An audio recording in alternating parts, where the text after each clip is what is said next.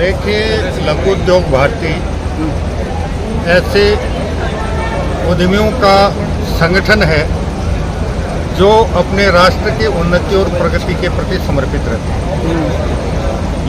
लघु उद्योग भारती के माध्यम से उद्योगों की समस्याओं की पहचान करना और सरकार के साथ संवाद करके उन समस्याओं का समाधान करना वाला काम लघु उद्योग भारती करती है। और लघु उद्योग भारती के सदस्य वही बन पाते हैं जो अपने राष्ट्र के प्रति समर्पित भाव से काम करने की दृढ़ इच्छा है। तो दौरे पर पूरे दिन कई शिविर का अवलोकन भी आपने किया, क्या कुछ रहा? शिविरों का अवलोकन भी किया है। शिविरों में आम लोगों की समस्याओं का समाधान हो रहा है। उसके साथ साथ जो मूलभूत बातें हैं, सफाई की बात है, रोशनी की बात है, टूटी नालियों की बात है, टूटी सड़कों की बात है, उसके बारे में भी राजस्थान सरकार ने कल कैबिनेट की मीटिंग में ये तय किया था कि पहले आपदा प्रबंधन से 1000 करोड़ रुपए अतिवृष्टि से क्षतिग्रस्त परिसंपत्तियों की मरम्मत के लिए दिया जाना था। कल मंत्रिमंडल की मीटिंग में उसे बढ़ाकर 1600 करोड़ रुपए किया गया और आपदा मंत्री जी को अधिकृत किया गया है कि जैसे ही प्रस्ताव आए 3 दिन में उसकी समीक्षा करवाकर जो योग्य प्रस्ताव पाए जाते हैं उनके तत्काल वित्तीय स्वीकृति जारी कर राशि जारी हो। प्रदेश में दीपावली से पहले उस राशि का सदुपयोग करके और अतिवृष्टि से क्षतिग्रस्त परिसंपत्तियों का। प्रदेश में चुनाव होने नगर परिषद के, पंचायतों का, उसकी क्या प्लानिंग है सरकार की, कब तक होने? देखो, नगर निकायों के चुनाव में सरकार के स्तर पर और मेरे विभाग के स्तर पर जो काम होना था वो पूरा हो चुका जी। पहले हमने समस्त नगर निकायों का पुनर्गठन किया, उसके बाद वार्डों का परिसीमन किया। अब काम बच गया अन्य पिछड़ा वर्ग आयोग का और राज्य निर्वाचन आयोग।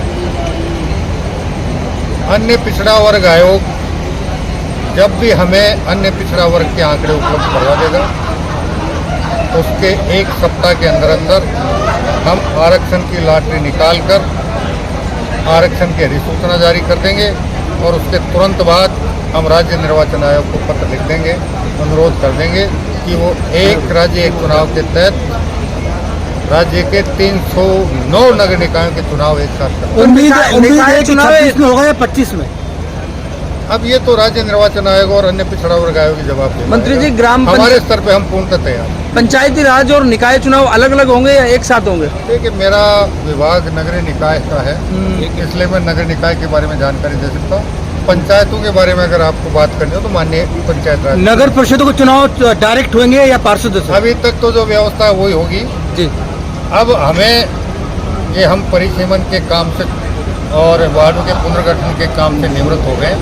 अब हम जनप्रतिनिधियों से राय करेंगे, उसके बाद हमारे मंत्रिमंडल के साथियों के साथ बैठेंगे, फिर माननीय मुख्यमंत्री से चर्चा करके अगर कोई परिवर्तन करना होगा तो। मंत्री जी, आप यूडीएच देख रहे हैं, भिवाड़ी में ग्रुप हाउसिंग और बिल्डर्स बहुत लंबी चौड़ी स्थिति में है। हालात इतने दयनीय है कि या तो बिल्डर्स पोजीशन नहीं दे रहे हैं, कुछ पोजीशन दे दिए तो बिल्डर सत्ता पक्ष का फायदा उठा करके एक जो सोसाइटी है उसमें 2-2 RWA है, RWA आपस में जूतम पेजार कर रही है, इसको लेकर क्या कहेंगे? देखिए, अगर इस तरह की कोई शिकायत है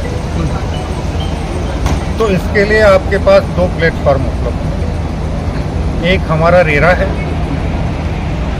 रेरा से संबंधित शिकायतें आप रेरा में कीजिए और अगर जो लोग वहाँ रह रहे हैं और जो प्रबंध समिति बनती है उसमें किसी प्रकार की गड़बड़ है तो उसके लिए आप हमारे भिवाड़ी प्राधिकरण में शिकायत प्रस्तुत कर सकते हैं।